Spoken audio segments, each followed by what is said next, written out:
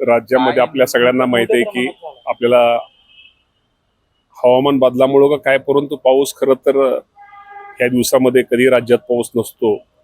परंतु राज्यामध्ये खूप ठिकाणी अतिजोरात गारपीट, खूप मोठ्या प्रमाणामध्ये पाऊस पडतोय आणि पाऊस पडतोय ते शेतीचं नुकसान ज्यादा करतोय. त्यामध्ये आपल्याला माहिती आहे की फळबागा असतील, गहू असेल किंवा अनेक सगळ्या पिकांचे असतील, फळबागांचं या राज्यामध्ये खूप मोठ्या प्रमाणामध्ये नुकसान झालेलं आहे आणि खूप जिल्ह्यामध्ये याचा फटका बसलेला आहे. आणि ज्या ज्या जिल्ह्यामध्ये या अवकाळी पावसाचा फटका बसलेला आहे त्यामध्ये त्या सर्वांना आम्ही इथले आमचे महसूलचे अधिकारी असतील, कृषी विभागाचे अधिकारी असतील, ज्या माझ्या शेतकऱ्यांचं नुकसान झालं त्या सगळ्या शेतकरी पिकाचं पंचनामे करण्याचे आम्ही त्याप्रमाणे आदेश राज्याचे मुख्यमंत्री, दोन्ही उपमुख्यमंत्री, महसूल मंत्री आम्ही सर्वांनी दिलेले आहेत. तर पंचनाम्याचं काम हे जवळजवळ बऱ्यापैकी पूर्ण झालेले अंतिम टप्प्यात आहे आणि ज्यांचं नुकसान झालं अजूनही पाऊस पडण्याची शक्यता आहे. पण मी माझ्या शेतकऱ्यांना आपल्या माध्यमातून एवढं सांगतो की जिथं शेवटी हा निसर्गाचा ह्यामध्ये कुणाचा दोष नाही, परंतु शेवटी निसर्गाच्या पुढे कुणाचं चालत नाही. जरी आणि काही ठिकाणी पाऊस जोरात पडतो त्यामुळे निश्चित प्रकारे नुकसानीचे सगळे पंचनामे हे केले जातील. आणि आपणही त्यामुळं तिथल्या गावच्या सरपंच असतील, गावातले प्रमुख मंडळी असतील, तालुक्याचे प्रमुख मंडळी असतील, ज्या ज्या शेतकऱ्यांचं या अवकाळीमुळे नुकसान होईल त्या सर्व नुकसानी भरपाईचे शेती ते पिकाचे पंचनामे त्यांनी करून घ्यावेत आणि तो लवकरच अहवाल आमच्याकडे प्राप्त होताच राज्य शासन निश्चित प्रकारे या शेतकऱ्याला मदत करेल. 30-31 देखील अनेक भागात गारपीट आणि अवकाळी पावसाचा हवामान विभागाने इशारा दिलेला आहे. हो, 100 मी एकच आव्हान करेल की आता ज्या बाबतीमध्ये आपल्याला माहिती आहे की आता पाऊस तर पडणार आहे किंवा ज्या गोष्टी शेतामधनं आपण आज आत्ताची ज्या अवकाळी पावसाचा जो त्यांनी अंदाज दिलेला आहे त्याच्या अगोदर जे काही आपल्या शेतामध्ये जे पीक असेल ते असेल, त्यामुळे ते जेवढं जर ते पिकाचे जर मॅच्युरिटी संपले तर ते पीक आपलं ते धान्य आपल्या घरामध्ये आपल्या ह्याच्यामध्ये गोडाऊनमध्ये कसं आणता येईल ते आणण्याचा प्रयत्न त्यांनी करावा. आणि जी काळजी पावसामुळं जे नुकसान होऊ नये यासाठी जी काळजी घेणं गरजेचं आहे ती काळजी निश्चित प्रकारे माझ्या शेतकरी बांधवांनी घ्यावी. आणि अजूनही निश्चित प्रकारे अवकाळी पावसाचं संकट हे आपल्या राज्यावरती आहे. कृषी महाविद्यालयात एका विद्यार्थ्याचा मृत्यू झालेला आहे. तुम्ही आज भेट देताय तर काय नेमका आढावा आणि काय सूचना यामध्ये दिल्या जातील? राज्यातल्या विद्यापीठांमध्ये अशा घटना घडू नये यासाठी, या गोष्टी घडू नये यासाठी खरं तर आपल्या सगळ्यांना माहिती आहे की तो जो विद्यार्थी बीड जिल्ह्यातला गेलेला आहे त्या तिथं मेस चालवण्याचं काम ते सगळं एकत्र करत होता आणि ज्यावेळेस त्याला करंट लागलेला आहे, तो करंट कशामुळे लागलेला आहे, काय लागलेला आहे, ह्याला कोण जबाबदार आहे, हे खरं तर आमच्या विद्यापीठाने पण ही काळजी खरं तर अशा गोष्टीमध्ये घेतली पाहिजे. जिथं करंट किंवा ज्या काही गोष्टी वायरिंगच्या असतील किंवा इतर गोष्टी असतील त्या गोष्टीमध्ये निश्चित प्रकारे ताबडतोब त्याची दुरुस्ती ही खरं तर अगोदरच व्हायला पाहिजे होती. त्या बाबतीमध्ये मी आता तिकडंच कॉलेजवरती निघालेलो आहे. या बाबतीमध्ये निश्चित प्रकारे त्याची सगळी चौकशी होईल आणि चौकशीमध्ये जे जबाबदार असतील त्याच्यावरती निश्चित प्रकारे कारवाई केली जाईल. ऑडिट केलं जाईल 100% त्या बाबतीमध्ये केलं जाईल, दुरुस्त केल्या जातील आणि विद्यापीठामध्ये अशा ज्या ज्या ठिकाणी असतील त्या बाबतीमध्ये भविष्यामध्ये अशा घटना घडू नयेत त्या बाबतीमध्ये जिथं विद्यार्थ्यांची वर्दळ ज्यादा आहे, विद्यार्थी शेवटी मेस आहे आणि जिथं त्या बाबतीमध्ये ताबडतोब त्या जिथं ह्या गोष्टी चारही विद्यापीठामध्ये त्या बाबतीमध्ये ताबडतोब तिथं सूचना दिल्या जातील आणि या गोष्टी परत होऊ नयेत याची काळजी निश्चित प्रकारे घेतली जाईल. तक्रारी आहे त्या कूलरच्या संदर्भात अनेकदा 100% हे मी आपल्याकडून बघितलेलं. मी आता तिकडेच भेट द्यायला निघालेलो आहे.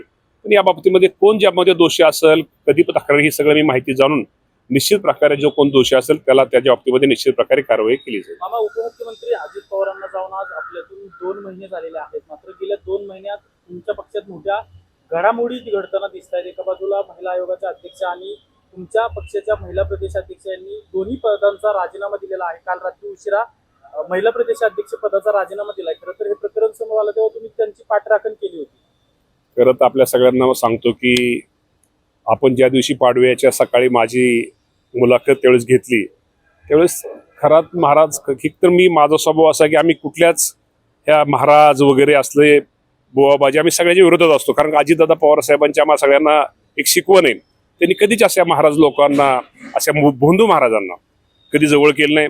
कोण खरा ते मला अक्षरशः तुम्हाला जर मला विचारलं त्या दिवशी सकाळपर्यंत मला माहिती नव्हती कोण खरात आहे, पण नंतर तो कळला की खूप मोठा तो भोंदू बाबा आहे. त्यांनी खूप काही गोष्टी ज्या व्हिडिओ समोर येत आहेत, त्यांनी खरंच अशा लोकांना आता काय त्यांना शिक्षा तर म्हणजे मला वाटतं वेगळ्या प्रकारे कशी म्हणजे ह्या लोकांना कसं ठोकून काढलं पाहिजे. मी कुठलाही महाराज ह्या महाराजांना ह्या कुठला महाराज आयुष्यामध्ये परत कुठली चूक ह्या महाराजाबरोबर इतर सुद्धा महाराज जो लोकांना फसवतात, लोकांना नादी लावतात, कुठंतरी अगोदर कुटुंबाची माहिती घेतात, हे खरं म्हणतात आणि एखादी गोष्टी चुकून असं 100त एखादी गोष्ट खरी होती आणि तीच वाजवली जास्त जाती आणि हाच हे लोक काय लोक इथं आपले प्रचार प्रसार करायला लोक हे करतात.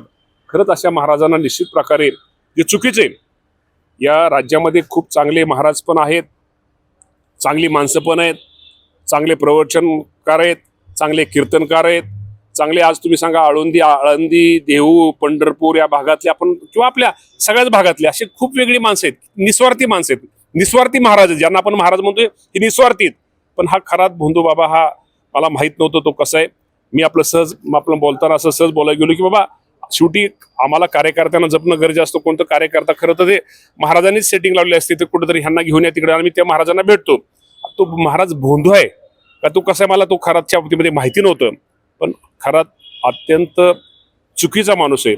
मी त्याला कठोरात कठोर शिक्षा निश्चित प्रकारे त्याला मिळेल आणि मिळालीच पाहिजे. आणि निश्चित प्रकारे मी खराताची किंवा अशी बाजू कधीच पण या घेणार नाही. सुरुवातीला तुम्ही त्यांची पाठराखण केलेली होती. आता तुमचं काय म्हणणं आहे? तुमच्याच पक्षातील काही लोक म्हणतात की रुपाली चाकणकर यांना सुद्धा याच्यामध्ये सहआरोपी करा, कारण की त्यांचा एक फोटो नाही. कारण नाही, आता या बाबतीमध्ये मुख्यमंत्र्यांनी आता चौकशीचे आदेश दिलेले आहेत.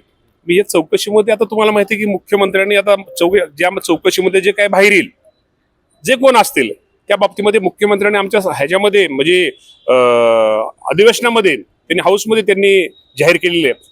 एकदा राज्याच्या मुख्यमंत्र्यांनी बाबतीमध्ये जो कोणी ह्यात दोषी असतील त्याच्यावरती कठोर कारवाई केली त्यांनी जाहीर केल्यानंतर मुख्यमंत्री हे सर्वोच्च असतात आणि मुख्यमंत्री निश्चित प्रकारे त्याची चौकशी होऊन जे काय त्यात कुणी दोषी असतील, मी कोणाचं नाव घेत नाही, जे कोण दोषी असतील त्याच्यावरती निश्चित प्रकारे कार्यवाही होईल. नरहरी झिरवळचा पण एक असाच व्हिडिओ बाहेर आला होता, त्यावरनं पण वादंग माजलेला आहे. आता कालच त्या बाबतीमध्ये मुख्यमंत्र्यांनी खुलासा केलेला आहे. तो व्हिडिओ खरा खोटा आता मी त्या परत आणि काय तर म्हणाय परत तुम्ही परत माझी ब्रेकिंग न्यूज चालवचाल. या बाबतीमध्ये मुख्यमंत्र्यांनी कालच चौकशीचे आदेश दिलेले आहेत. त्यामुळे चौकशी आपल्या सत्य उघड होईल आणि सत्य ऐका ना. त्याने राष्ट्रवादीचेच नेते वादात का सापडतायत? एका बाजूला रुपाली चाकणकर असतील, दुसऱ्या बाजूला नरहरी झिरवळ असतील. ठरवून चाललेलं आहे की नेमकं काय वाटतं? असं ठरवून वगैरे अनेक पक्षाची लोक राष्ट्रवादीचेच नेते का अडचणीत येतात सातत्याने? लोकांना टार्गेट नाही असं राष्ट्रवादीला वगैरे टार्गेट वगैरे होत नाही. सगळ्यांचीच नाव त्यामध्ये सगळ्यांचे फोटो फार सगळ्याच नेत्यांचे फोटो त्यांनी हे केलेले. असं राष्ट्रवादीला वगैरे टार्गेट केलेलं नाही असं म्हणणं पण चुकीचं मला वाटतं. राजकीय दृष्ट्या पहिल्यांदा रुपाली चाकणकर, आता नरहरी झिरवळ. मी एवढंच तुम्हाला सांगतो की राज्याच्या मुख्यमंत्र्यांनी यावरती चौकशी कमिटी बसवली. ह्यात जो कोण दोषी असतील ते व्हिडिओ सगळे चेक केले जातील. आता व्हिडिओ व्हायरल करू नका पण त्यांनी सांगितलेलं आहे. कारण काय असतं की एखाद्या कुटुंब किंवा काही गोष्टीमध्ये त्या गोष्टी काय परत भविष्यामध्ये काय चुकीच्या होऊ नयेत. त्यामुळे निश्चित प्रकारे मुख्यमंत्र्यांनी या दोन्ही गोष्टीच्या बाबतीमध्ये चौकशीचे आदेश दिलेले. त्यामुळे थोडं थांबा, वाट पहा. त्या बाबतीमध्ये निश्चित प्रकारे त्यात जो कोण दोषी असतील त्याच्यावरती या राज्याचे मुख्यमंत्री कारवाई करतील. आपण सांगितलं की आपल्या पक्षाने कधीच भोंदू बाबांचं समर्थन केलं नाही. मात्र भोंदू बाबा अंधश्रद्धा निर्मूलन कायदा हा 10 वर्ष झाला, मात्र त्याची अंमलबजावणी कुठंच होताना दिसत नाहीये. आता ह्यातनं शिकाय मिळेल. ह्यातनं 100% ती अंमलबजावणी झाली पाहिजे. खरं तर ज्यावेळेस एखादी गोष्ट घडती त्यावेळेस माणसाला शिकाय मिळतं. निश्चित प्रकारे शासन या बाबतीमध्ये काळजी निश्चित प्रकारे घेईल आणि या राज्यात जे भोंदू बाबा असतील, जे भोंदू बाबा करून जनतेची फसवणूक करत असतील, आमच्या महिला भगिनींची फसवणूक करत असतील, यांच्यावरती कडक कारवाई केली जाईल.